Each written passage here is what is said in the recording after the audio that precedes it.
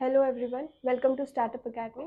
So let's begin with our today's lecture. And before starting with that, I would like to congratulate Team India Women's because they have entered the finale and today is the World Cup and we wish them a very hearty greetings and all the wishes from Startup Academy to Team India for they will be playing it for the second or the third time and I wish they will win because this is the most prestigious and most important, we can say, the moment because this time we have more of the probability that India will win.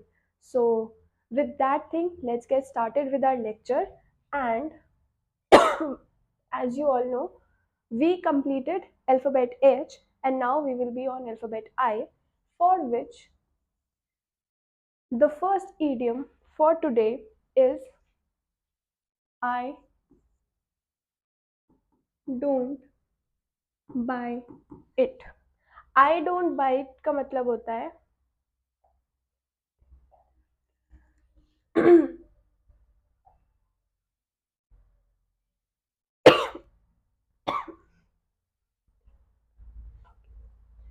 ठीक है. I don't buy it. I don't buy it का मतलब क्या हुआ कि we don't trust it or we do not accept the thing that we are being told, so not convinced. लिख सकते हो क्या? Not convinced. So what we can say is he said that he was late because of the traffic, but I don't buy it. मतलब उसने बोला कि मैं traffic की वजह से लेट हो गया था, but what I am feeling is कि ही वाज लाइक, तो like this sentences could be framed on the first idiom which says I don't buy it. Moving on to the second idiom which says I have my hands full. मतलब being very busy. Being very busy. इसी से related अगर हमें sentence frame करना है तो हम क्या फ्रेम कर सकते हैं? We can say that I am managing multiple projects at the same time and hence and so, या फिर hence कुछ भी कह सकते हो. So my hands are full. ठीक है, क्योंकि हम एक ही साथ बहुत सारे प्रोजेक्ट्स को मैनेज कर रहे हैं तो इस वजह से हम क्या कह सकते हैं कि मेरे हाथ जो है वो भरे हुए हैं. तो moving on to the next idiom which says icing on cake. icing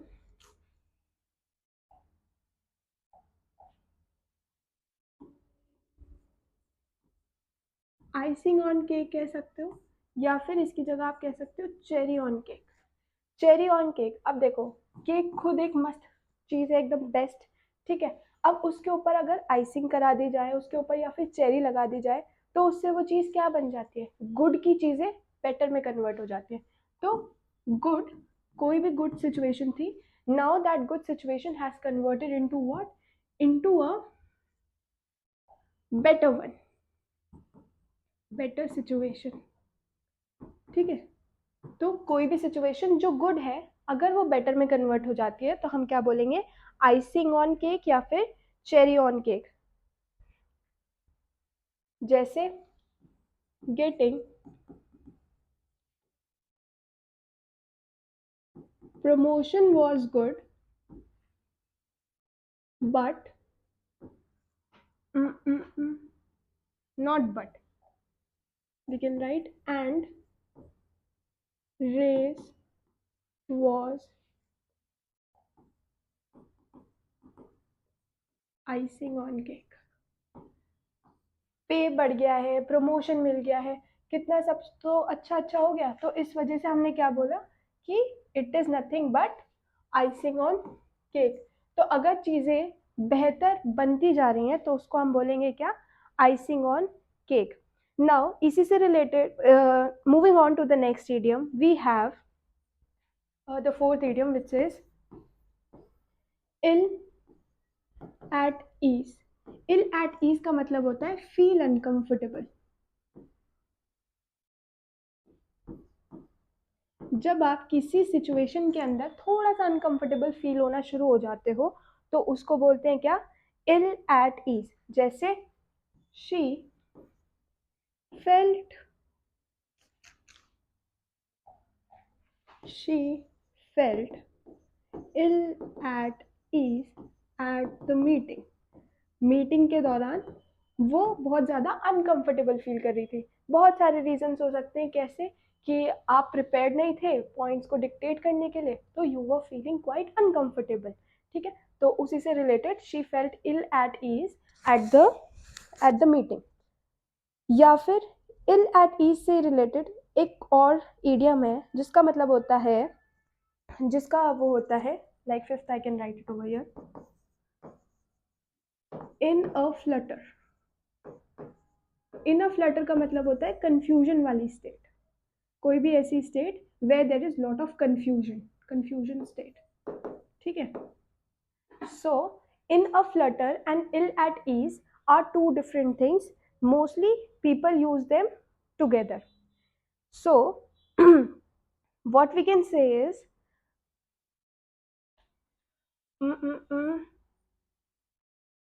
here I can frame, she was in a flutter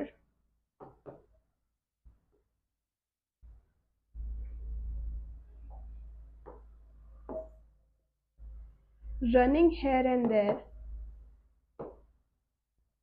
hair and there से ही रिलेटेड कल एक ईडियम कराया था, आपको याद आ रहा होगा, तो वो आप कमेंट सेक्शन में बताना कौन सा है. Running here and there to get everything ready on time. ठीक है, तो she was in a flutter. In a flutter का मतलब थोड़ा सा कंफ्यूजन स्टेट में, भाग दौड़ मचा रहे, इधर से उधर चल रहे हैं, तो वो वाली स्टेट आ जाएगी आपकी फ्लटरिंग. फ्लटरिंग का मतलब क्या हो गया, अफरा तफरी मची हुई है, दिमाग काम नहीं कर रहा है, थोड़ा सा कंफ्यूजन वाला स्टेट है, जल्दी जल्दी सब कुछ निपटाना है, तो वो आ जाएगा आपके फ्लटर के अंदर.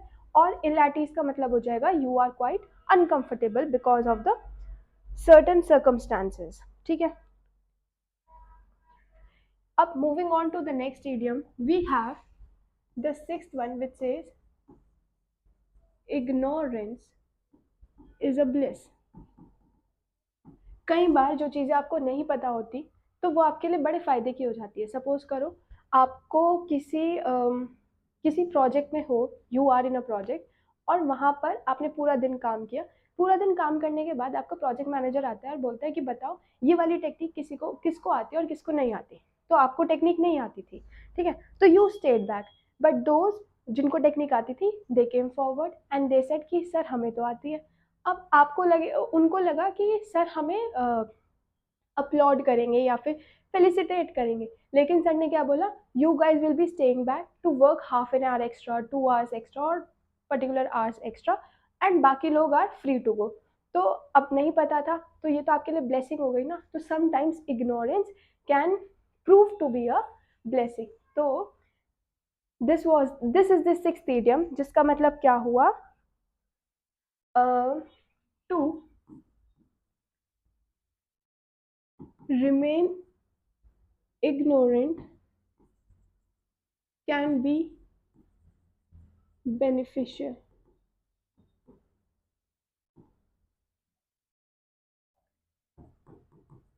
Sometimes ignorant of things that give stress, that may cause stress. ठीक है, तो कुछ चीजें जो स्ट्रेस देती हैं अगर आप उनसे अनजान हो तो बहुत अच्छी बात है. जैसे हम कह सकते हैं क्या, I don't want to know the details ignorance is a bliss. Suppose करो किसी के यहाँ लड़ाई झगड़ा हो गया है, आपको पता है उसके बारे में कि ऐसे ऐसे लड़ाई हो गई है या point point things have been mention, पर क्लियर चीजें नहीं पता। अब पुलिस आई है, पुलिस ने बोला कि इसकी लड़ाई के दौरान कौन था, किसको पूरा मैटर पता है। तो जिसको मैटर पता था they are asked to come, और उनकी स्टेटमेंट लेनी थी तो उनको पुलिस स्टेशन में बुला लिया। जिसको नहीं पता they can stay back. So again ignorance is a bliss. तो नहीं पता तो काफी अच्छी बात है, अदरवाइज क्या होता, स्ट्रेस क्रिएट हो जाता। नाउ इसी से रिलेटेड एक और इडियम है क्या, जिसको हम बोलते हैं इन द डार्क। आप लोगों ने देखा होगा इन the dark. In the dark का मतलब होता है अगेन इग्नोरेंस। ठीक है, तो the public was in the dark about the company's financial struggle.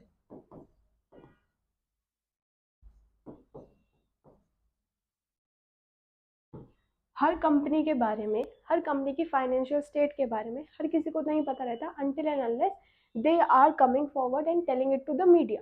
ठीक है, तो उसी से रिलेटेड हमारे पास क्या है इडियम इन द डार्क, जिसके बारे में क्या बताया कि पब्लिक को नहीं पता, हर किसी को हर किसी कंडीशन के बारे में नहीं पता रहता। Supposedly you are wearing some Reebok product, तो आपको रिबॉक की कंपनी का स्टेटस नहीं पता होगा, फाइनेंशियल कंडीशंस नहीं पता होंगे, उसके पीछे की स्ट्रगल्स नहीं पता होंगे, स्टोरीज नहीं पता होंगी। हाँ, कुछ स्टोरीज होंगी कि that might have become popular, but there are certain stories जिसे कह सकते हैं द करंट डिटेल्स इतनी नहीं मालूम होंगी। ठीक है, so with that we have an idiom which says in the dark. In the dark का मतलब हो गया, इन द डार्क का मतलब हो गया इग्नोरेंस।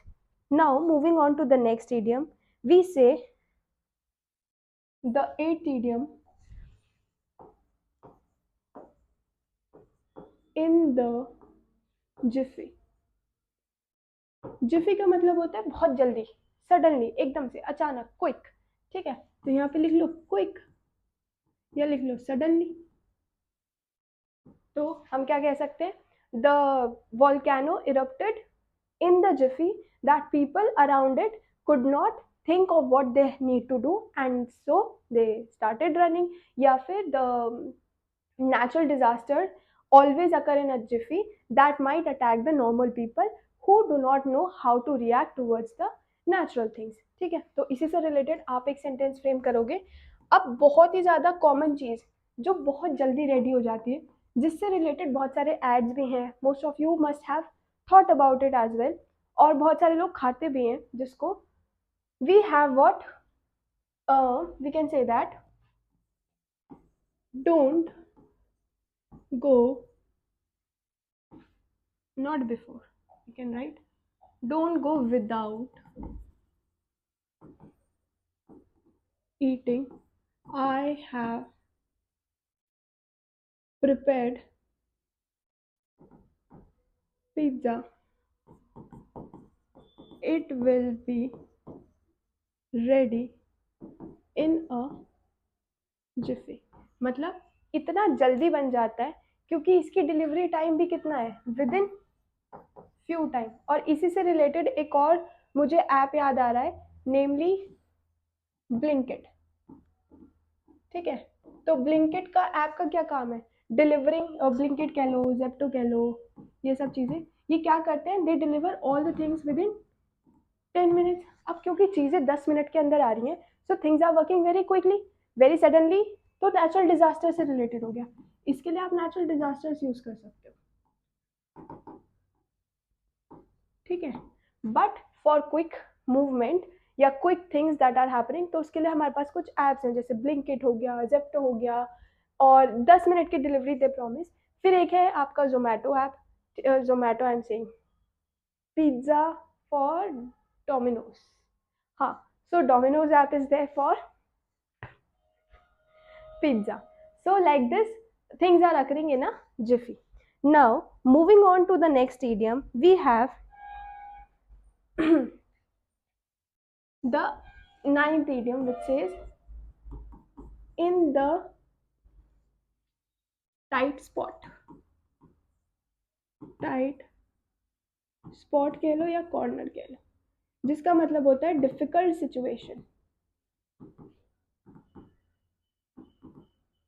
डिफिकल्ट सिचुएशन, ठीक है। तो आप कह सकते हो क्या, after losing my job, after losing my job आई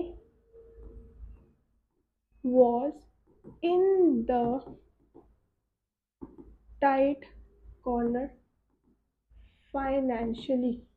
ठीक है, जॉब चली गई तो डिफिकल्ट सिचुएशन आ गई। डिफिकल्ट सिचुएशन किस केस में आ गई, फाइनेंस के केस में आ गई। ठीक है, क्योंकि जॉब ही नहीं थी तो कहाँ से आएगा। तो लाइक दैट यू कैन से। अब यहाँ पर जो चीज इंपॉर्टेंट है वो है आपकी इन द टाइट कॉर्नर या इन द टाइट स्पॉट से ही रिलेटेड कुछ इडियम्स है जो कि कहते हैं जिसे आप कह सकते हो क्या, इन अ पिकल, या फिर इन डीप वाटर, या फिर आप कह लो इन स्टॉर्म, इन सूप, इन स्टॉर्म, या फिर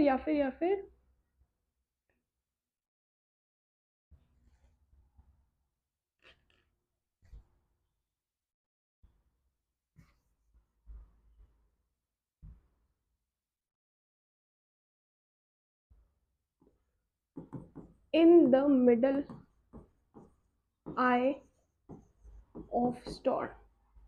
ठीक है, या फिर आप कह सकते हो इन डच। डच से रिलेटेड हमने एक और इडियम सीखा था जब हम डच की बात कर रहे थे, और आई के टर्म्स में ही हम एक और इडियम सीखेंगे रिलेटेड टू जर्मन, जिसका नाम है it's all German to me. It's all German to me. ठीक है, तो ये बहुत सारे लोगों ने सुना होगा। तो जर्मन से रिलेटेड सीखा था, डच से रिलेटेड सीखा था, याद करो बहुत पहले सीखा था। ठीक है, बहुत पहले तो नहीं, खैर अभी कुछ कुछ दिनों पहले ही सीखा था। तो ये सब ईडियम है जो कि कहते हैं क्या, इन टाइट कॉर्नर। ठीक है, जैसे कि आपका हो गया इन टाइट कॉर्नर कह सकते हो, इन पिकल कह सकते हो, इन डीप वाटर, या फिर इन डच, या फिर इन सेम बोट कह लो, इन सेम बोट, या फिर in dire situation, in dire trait, and mark this in dire trait as important, it is related to your PYQ। ठीक है, सो बहुत सारे इडियम्स हैं जो इन टाइट कॉर्नर, इन टाइट स्पॉट से ही रिलेटेड आ रहे हैं बनकर। तो उसी से रिलेटेड हमने सेंटेंसेस बना लिए, और एक और सेंटेंस फ्रेम कर देते हैं, जैसे कि we are struggling to meet the deadline and so we both are in the same boat।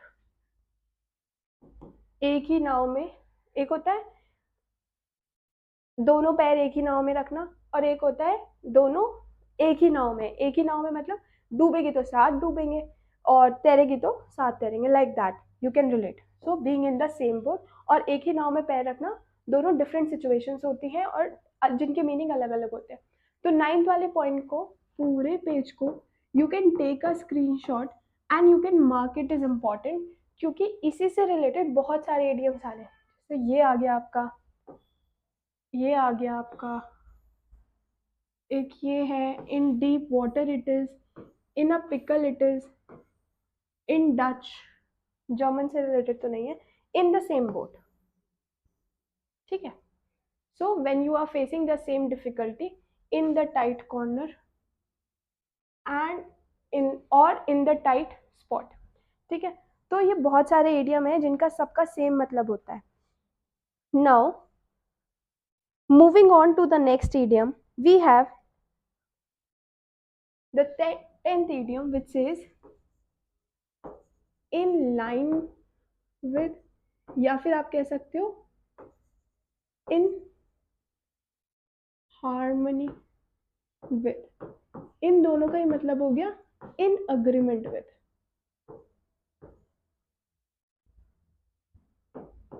whenever you are in agreement with, तब आप यूज करोगे क्या, in line with या फिर in harmony with. ठीक है, so the company's new policies were in line with or harmony with company's values. जो company ने नई पॉलिसी निकाली थी वो अग्रीमेंट में थी किसके साथ, विद द कंपनीज वैल्यू. तो बहुत ही ज़्यादा इजी सा इडियम है, इसी से रिलेटेड आप बहुत सारे इडियम फ्रेम कर सकते हैं. And that will be your homework. Homework इसके ऊपर इन लाइन विद और इन हार्मनी विद, जिसका मतलब क्या हो गया कि you are in agreement with something. Moving on to the next idiom, we have in queer street. In queer street का मतलब होता है you are in debt. Whenever someone is in debt तो उसके लिए आप क्या यूज करोगे, इन क्वेयर स्ट्रीट. क्वेयर का मतलब यहाँ पर LGBTQ कम्युनिटी से नहीं है, बल्कि यहाँ पर है अनयूजुअल. अनयूजुअल या फिर आप कह सकते हो अनकन्वेंशनल. कन्वेंशनल इज व्हाट, जो लगातार होते रहते हैं, चीजें देखने को मिलती रहती है, some sort of traditional things. ठीक है, और अनयूजुअल या फिर अनकन्वेंशनल आप कब यूज करोगे, for the term queer you will use. ठीक है, जैसे आप कह सकते हो after losing his job he's been in queer street financially. मतलब उन्होंने क्या किया, जब लॉस हो गई, जॉब का लॉस हो गया, तब उनके पास क्या हुआ, बहुत सारे जो डेट थे वो बढ़ते चले गए. देयरफॉर उनको क्या करना पड़ा, बहुत सारे लोन वगैरह की पॉलिसीज को फॉलो करना पड़ा, जिसकी वजह से उनकी सिचुएशन कैसी हो गई, being in a queer street वाली. ठीक है, फाइनेंशियली अगर देखा जाए तो. Now moving on to the next idiom, we have the 12th one which says in raptures, या फिर आप कह सकते हो in seventh heaven. In high और you can say good spirit. इन सभी का मतलब होता है being delightful. Delightful, cheerful, enthusiasm बहुत ज़्यादा हाई है. ठीक है, एक्साइटेड हो बहुत ज़्यादा, लाइक दिस यू कैन से. ठीक है, इन रेप्चर्स, इन सेवेंथ हेवन और इन हाई और good spirit. In order to frame its sentence, we can say that the kids were in seventh heaven at the amusement park. ठीक है, तो जो बच्चे थे बड़े खुश थे, कब, जब उनको अम्यूजमेंट पार्क के दर्शन कराए गए तब. अब दर्शन तो क्या ही करेंगे, अंदर ही जाके खेलेंगे कूदेंगे और क्या करेंगे. ठीक है, या फिर आप कह सकते हो क्या, she was in raptures about her birthday surprise. सभी लोग होते हैं बर्थडे सरप्राइज को लेकर थोड़े से एक्साइटेड होते हैं, डिलाइटफुल होते हैं, चीयरफुल होते हैं, थोड़ा उत्साह सा बड़ा रहता है बर्थडे वाले दिन, अलग ही जोश होता है. तो उसी से related I have framed a sentence. ठीक है, moving on to the next idiom, we have the 13th one which says in nick of time, जिसको बोल सकते हैं जस्ट इन टाइम. तो जस्ट इन टाइम अगर कोई टास्क आप कंप्लीट कर रहे हो तो उसको क्या बोलेंगे, इन निक ऑफ टाइम. जैसे I finished my project in nick of time because today was the deadline. Deadline क्योंकि आज ही थी, तो जस्ट इन टाइम आपने क्या किया, अपना जो प्रोजेक्ट था वो खत्म कर लिया, भले ही ओवरवर्क करके किया हो पर कर लिया, ठीक है। या फिर आप कह सकते हो क्या, इसी से थोड़ा सा मिलता जुलता एक इडियम है जो कहता है इन ब्लिंक ऑफ एन आई, मतलब short period of time. Short, देखो जब भी आप आईज को ब्लिंक करते हो तब क्या होता है, आईज ब्लिंक करने में कितना टाइम लगता है, मिली सेकेंड्स लगते हैं, ठीक है। तो और ये बताओ, blinking of an eye is voluntary और involuntary, this is your question. Involuntary और वॉलेंट्री, कौन सी एक्टिविटी है, कौन सा एक्शन है, what, blinking of an eye, ठीक है। अगर आप आंखों को ब्लिंक कर रहे हो तो इट इज इनवॉलेंट्री और voluntary, this you will tell in the comment section. So देखो, आईज को ब्लिंक करने में जो जितना भी टाइम लग रहा है that is quite milliseconds, few seconds only. अब वो बहुत ज़्यादा शॉर्ट पीरियड ऑफ टाइम हो गया, तो हम क्या कह सकते हैं, the magic trick was over within the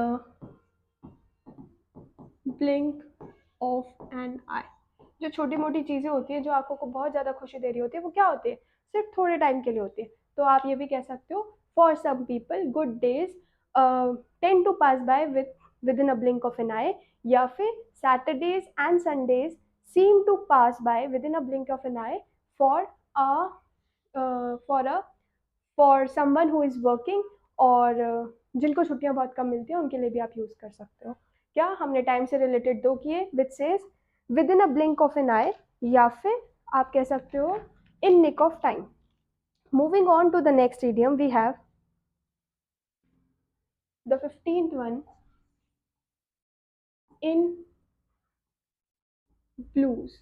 blue colour जो मैंने बताया था that was related to somewhat gloomy. Gloomy का मतलब हो गया सैड, डिप्रेस्ड, ठीक है। अगर आप सैड हो, डिप्रेस्ड हो, तो आप क्या यूज करोगे, इन ब्लूज। तो I have been in blues since I have lost my job. अब सैड है, डिप्रेस्ड है, इन दोनों के लिए एक और इडियम है जो कहता है इन डोल्ड्रम्स। तो दो इडियम हो गए, एक तो इन डोल्ड्रम्स और एक हो गया इन ब्लू।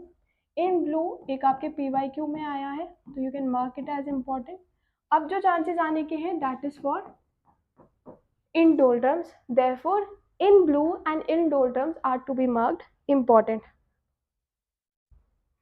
तो आप लिख लो, I have been in doldrums for a week, I need a. जब आप किसी चीज़ को लेकर बहुत ज़्यादा परेशान रहते हो for certain period of time, तो आप उस चीज़ से थोड़े से डिप्रेशन में चले जाते हो। तो in order to avoid that depression, आपको कहीं घूम के आना चाहिए। You need to spend time with your family, with your friends, और पीपल हुम यू लव, ठीक है। तो उन चीज़ों से हटने के लिए देर आर सर्टन थिंग्स जिससे आपको अपना ध्यान जो है वो हटाना पड़ेगा। So this was all for today. I hope you like my lecture and videos. Do subscribe and follow our page. Thank you.